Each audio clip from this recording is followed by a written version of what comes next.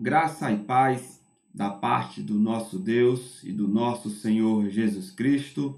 Estamos mais uma vez com esta oportunidade de trazer uma breve reflexão para a vida dos irmãos, para a edificação da igreja. Sabemos que estamos na semana de oração e desta feita nós estamos meditando na oração modelo em que o Senhor Jesus nos deixou, da forma como devemos fazer. Ele nos dá o exemplo desta oração. Meditamos no momento anterior sobre a questão das nossas dívidas para com o Senhor, sobre de como nós devemos agir referente àquele que são os nossos devedores, e vimos que as dívidas que temos para com Deus são os nossos pecados, as nossas transgressões, a forma que agimos, que não agrada a Deus. E o Senhor Jesus nos ensina que devemos continuamente pedir perdão por essas transgressões. Como o nosso Deus é um Deus santo, nós precisamos também viver uma vida de santidade.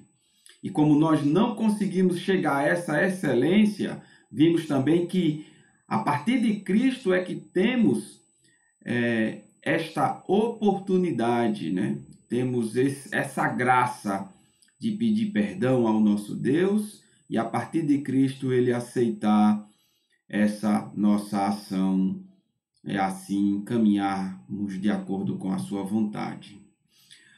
Agora nós iremos meditar no verso 13 e também no verso 14 e o verso 15. O verso 13 do capítulo 6 do Evangelho segundo Mateus nos diz o seguinte: e não nos deixe cair em tentação, mas livra-nos do mal. Não nos deixe cair em tentação, mas livra-nos do mal. Nós bem sabemos que o nosso Deus não tenta a ninguém, né? Como Tiago 1,13 fala, que Deus não tenta. E a ideia aqui de não nos deixe cair em tentação tem a ver mais ou menos com o que Davi expressa no Salmo 141, verso 4, que diz o seguinte: não inclines o meu coração para o mal, para praticar obras más com os que praticam a iniquidade. Nós bem sabemos que o nosso coração tem a tendência de praticar o mal.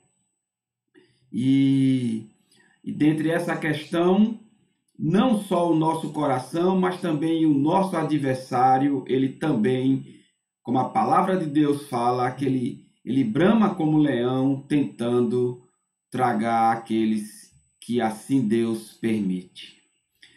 E a outra verdade que o texto nos fala é: livra-nos do mal. O mal aqui tem a ver com o maligno, tem a ver com Satanás. Uma outra verdade que o texto nos mostra é que Satanás está no poder da permissão do nosso Deus, como é revelado em Jó, como é revelado em várias partes das Escrituras. Então, a partir do momento em que oramos ao Senhor para que Ele não nos deixe cair em tentação e nos livre do mal, é para que Ele nos permita, nos dê força para vencer tanto o nosso coração como ao próprio Satanás, que está em sua permissão. Deus é que permite, Deus é que nos dá o livramento, Deus é que nos dá força. E o texto prosseguido, nos revela isso. A parte B do verso 13 nos fala assim: pois teu é o reino, o poder, a glória, para sempre. Amém. Nós temos aqui uma doxologia, onde expressa que o reino é do nosso Deus, seja o teu reino ou domínio. O que a oração está expressando aqui é que o Senhor tem todo o controle sobre todas as coisas. E a partir da oração que expressamos a Deus, se assim for a vontade do Senhor, Ele pode ordenar essas formas em atender às nossas petições, se assim for a sua vontade. Teu é o reino. O reino e tudo que há pertencem ao nosso Deus. Teu é o poder. O Senhor pode cumprir o que Ele quiser. Somos fracos e nós dependemos do Senhor. E se o nosso Deus quiser, Ele pode fazer qualquer coisa para que assim a glória dele seja manifestada através desta ação. Tu é a glória. Então, tanto a honra como o louvor pertence ao nosso Deus. E dentre esta questão, ele, como um Deus bondoso, ele pode, a partir do momento em que colocamos as nossas vidas de acordo com a sua vontade, ele pode atender às nossas orações. Deus é o Deus que pode todas as coisas. E quando nós nos expressamos de acordo com a sua vontade, ele pode assim realizar a sua obra em nossas vidas. Então, dentre essa doxologia, entendemos que tudo pertence ao nosso Deus e que nada foge do seu controle.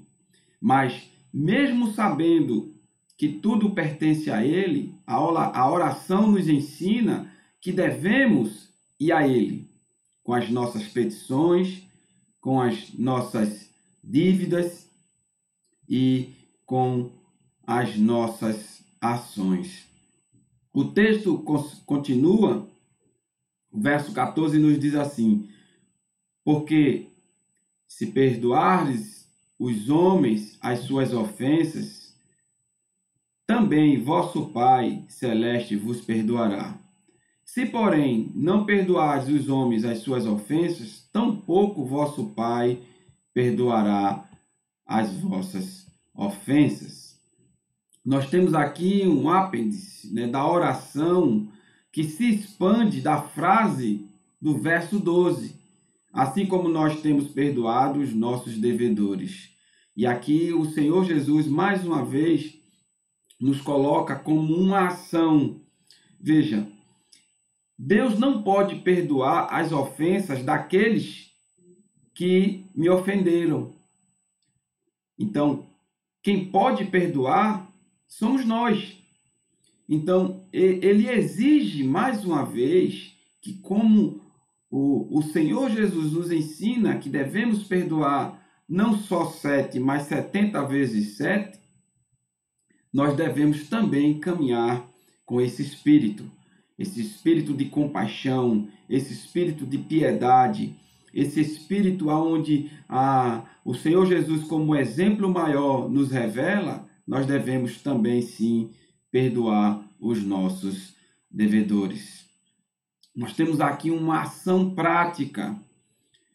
Nós sabemos que estamos dentre essa questão em que o Sermão do Monte, no seu início, o Senhor traz as bem-aventuranças, traz como se deve ser feito de propagar o Evangelho.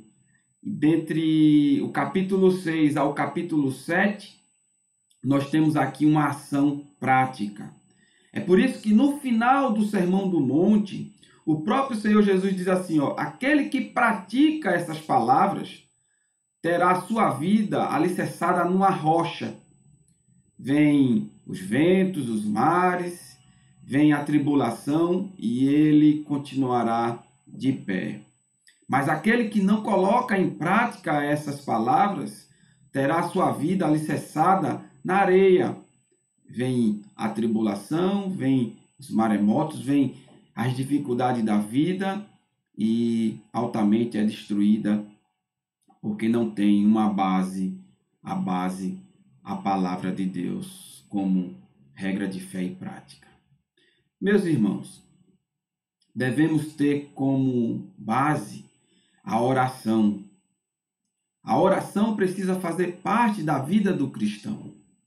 Se você não ora, tem algo errado, porque a oração é a via de comunicação para com Deus Pai.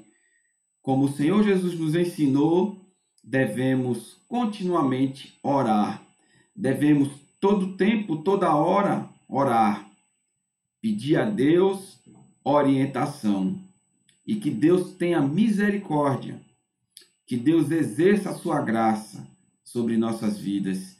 E que tenhamos a compreensão de que devemos viver uma vida de oração. Vamos orar mais uma vez? Obrigado, Senhor, pela tua santa palavra. Obrigado pelos teus ensinamentos. Obrigado pela tua graça que nos concede, ó Pai, a compreensão de que devemos segui-la, que nos dá a compreensão de que devemos crer, que nos dá a compreensão de que, se não fosse a tua palavra, o que seria de nós? Muito obrigado porque o Senhor nos amou e mandou o seu Filho para riscar o escrito de dívida que era contra nós. E agora, por essa ação, nós temos acesso ao trono da glória, ao trono da graça. Nós conseguimos nos achegar até Deus.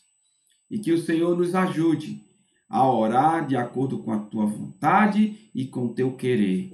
Em nome de Cristo te suplicamos. Amém.